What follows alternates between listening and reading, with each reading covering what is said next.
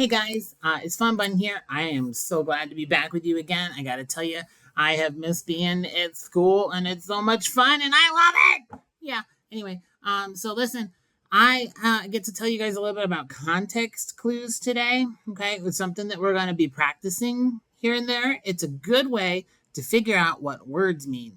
Okay, every word means something. I'm sure you guys know that by now. And sometimes we come across words that we simply don't know. We don't know the meaning of them. So if we don't know the meaning of a word, then we can a lot of times use context clues to figure out what that word means. Okay? So context is the way that a word is used or where the word is used and what's around it. So in the context of, let's say, making lunch, if I say that eggs are the best food, and you don't know what eggs are, you can know a few things right off the bat. Number one, they're food. Number two, you like to eat them, right? Because they're the best food and it's lunchtime. I know that's really weird and it's kind of basic, but how about this one? Let's say you are in London, England. That's where you are. For whatever reason, you're on vacation and someone starts talking to you about football.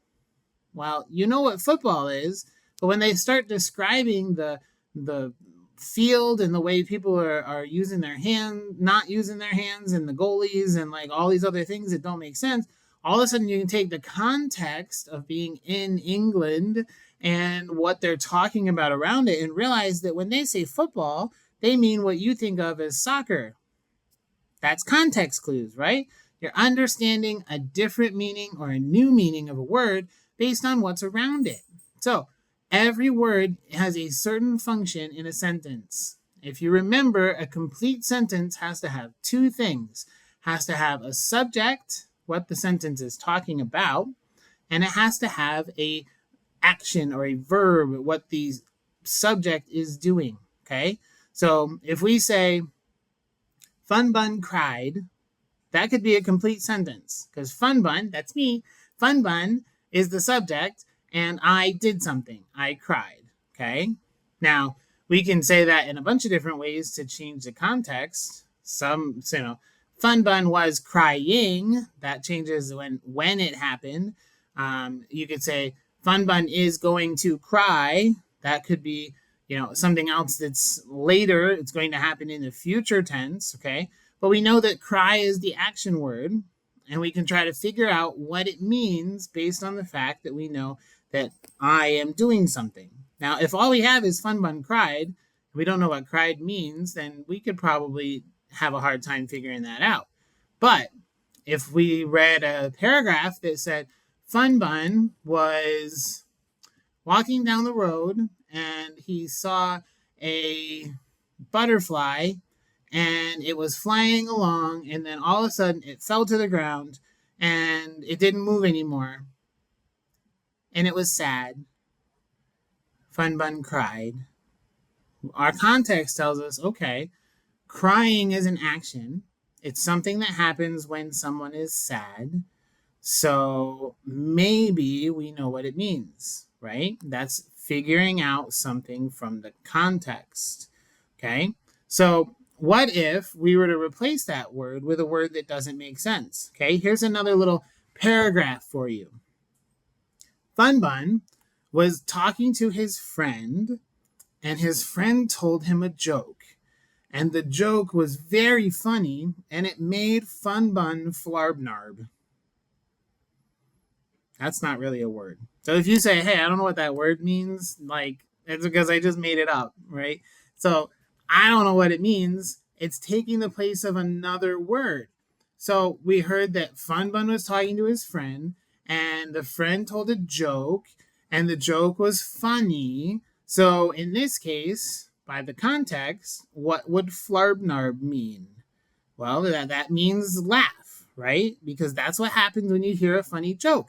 You laugh. So even though we don't know what it means, we can figure out, based on the context, what the word means. And in this case, flarbnarb meant laugh. So while we're practicing this, and we're going to practice doing this, we're going to read a passage, or we're going to listen to something that someone is saying, and we're going to figure out a specific word's definition based on the context that that word is used in. Okay?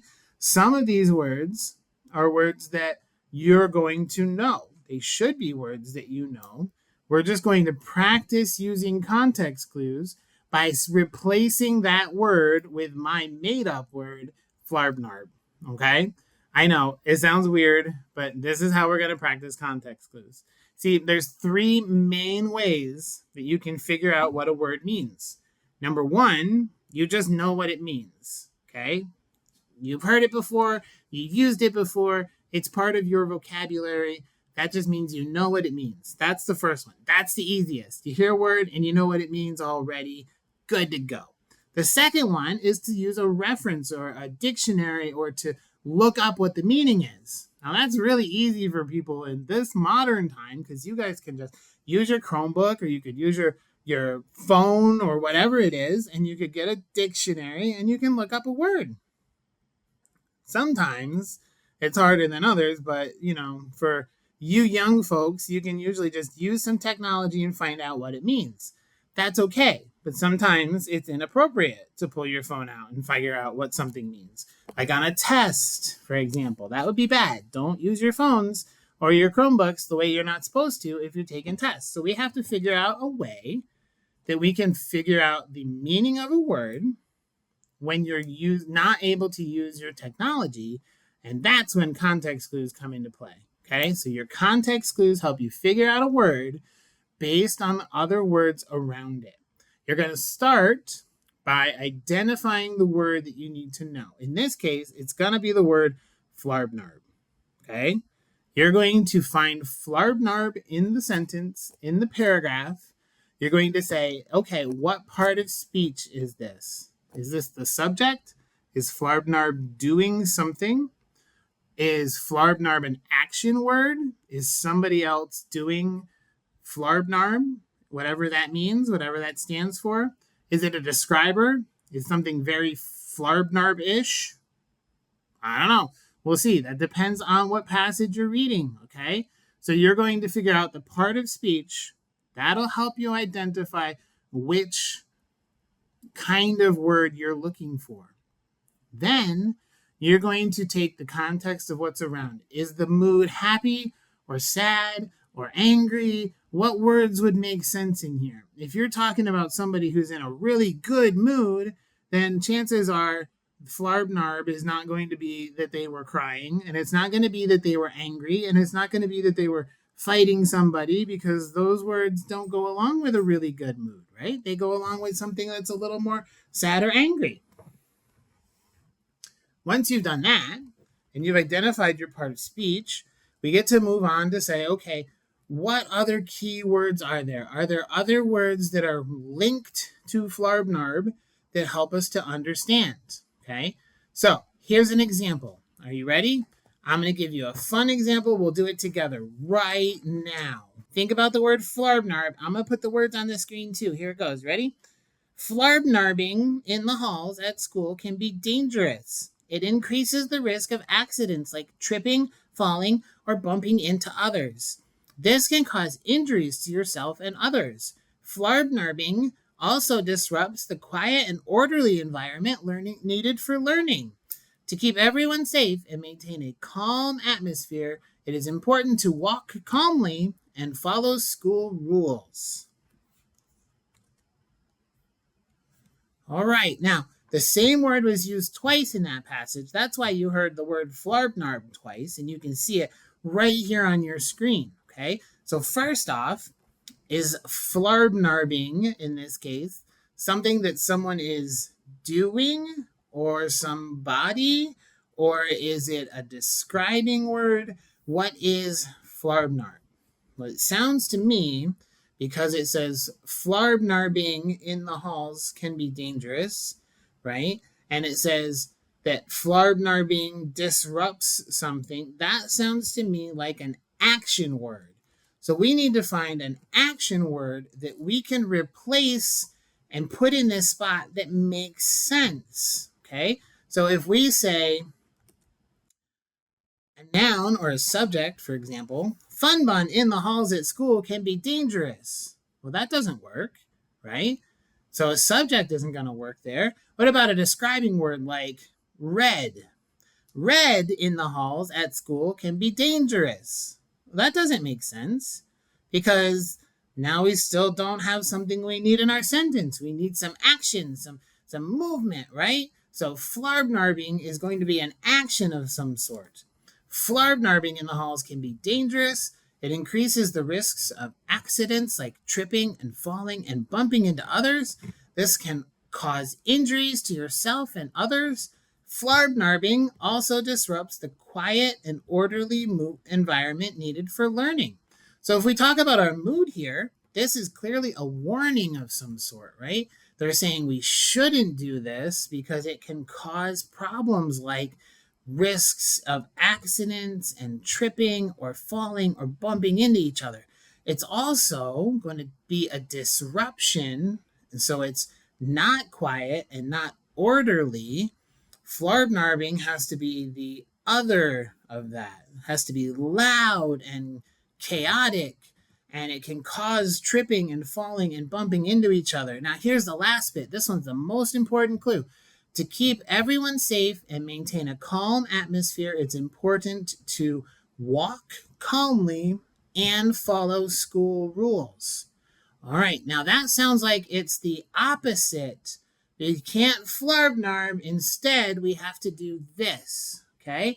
So we're not going to flarbnarb. Instead, we're going to maintain a calm atmosphere by walking calmly and following school rules. So we need to replace flarbnarbing with a word that is an action, that could be dangerous, that could cause tripping and falling, that is loud and chaotic, and also is the opposite of walking calmly and following school rules. So have we figured out what word flarbnarb is now? It's running. Flarbnarbing in the halls is running in the halls. Running in the halls at school can be dangerous. That makes sense. That checks out. It increases the risk of accidents like tripping and falling or bumping into others. That also checks out, okay? This can cause injuries to yourself and to others. Running also disrupts the quiet and orderly environment needed for learning. It keeps everyone safe and maintains a calm atmosphere. It's important to walk calmly and follow school rules. If we put a different word in there, it wouldn't make sense the way running does. Running is the right word, and that's how we check it. When we make a guess and we say, okay, this is what I think the word means, we can use that word and we can use its definition in the sentence, in the paragraph, and if it still makes sense, we're probably on the right track, okay? That was using context clues. You guys are going to get a chance to do this together. You're going to get a worksheet, or you're going to get on Canvas, depending on whether we have our Chromebooks yet. You're going to get on there and you're going to read a passage and you're going to find that word flarbnarb, and you're going to work through a little checklist to say, okay, is this an action? Is this a person, a place, or a thing? Is this a describing word? What can we do? What word do we need to figure out to replace flarbnarb? Okay? That's your goal. That's how we're going to practice doing context clues. That way, when you have to take a test and you can't look up a word, you can start to figure out what it means just by the question or the paragraph that it's used in. It's super important, and also it helps expand your vocabulary. Okay? That's great. Those are awesome things, and I hope you guys are going to become super good at this, because this is a great skill for you, okay? All right, Mr. Lane's going to have more instructions. He's going to hand out some papers. He's going to do all kinds of fun stuff, but my time's up, so I got to go. All right, as always, Fun Bun, over and out.